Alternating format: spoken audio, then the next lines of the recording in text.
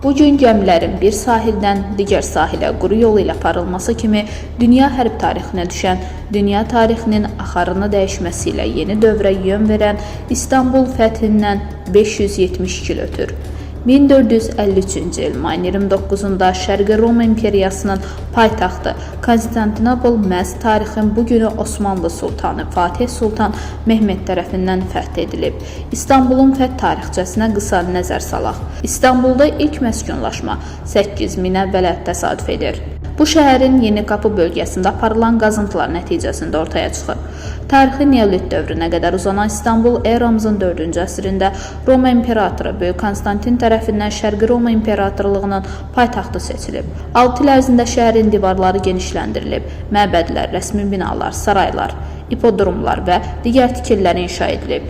Dünyada ən böyük mühasirə və müdafiələrə şahid olan İstanbulun 1453-cü ildən əvvəl müxtəlif tayfalar və sivilizasiyalar dəfələrlə fəth etməyə çalışıblar. Dünyanın mərkəzi hesab edilən bu tarixi şəhər 1453-cü ildə Bizans İmperiyasının paytaxtı ikən aprelin 6-sından mayın 29-una dək davam edən mühasirə nəticəsində fəth edilib. Fatih Sultan Mehmet tərəfindən həyata keçirilən bu fəth Osmanlı İmperiyasının yaranmasına, Bizans İmperiyasının isə tarix səhnəsindən silinməsinə səbəb olub. İstanbul fəth edildikdən sonra bölgədəki dinc əhali tamamilə sərbəst buraxılıb ki, bu da sultan əhali arasında nüfuzunu artırıb. Şəhərin İstanbul adlandırılması ilə bağlı fərqli versiyalar mövcuddur. Bəzi mənbələrə görə 1453-cü ildən əvvəldə Bizanslar şəhərə İstimboli, türklər isə İstanbul deyirdi. Bosfor boğazı isə Bizanslar arasında Hellespont, türklər arasında isə boğaz olaraq adlandırılırdı. Osmanlı hökmdarları şəhər üçün ad seçməyərək sadəcə İslam şəhəri mənasını bildirən İstanbul adını qəbul ediblər. Türkiyə Respublikası qurulduqdan sonra isə şəhər rəsmi olaraq İstanbul adlandırılıb.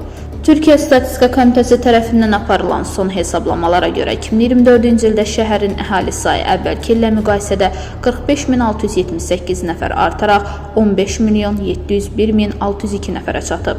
29 may tarixi hər il İstanbulda müxtəlif tədbirlərlə böyük coşqu ilə qarşılanır. Şəhərdə müxtəlif tədbirlər, konsert proqramları, yarışlar və digər tədbirlər təşkil olunur.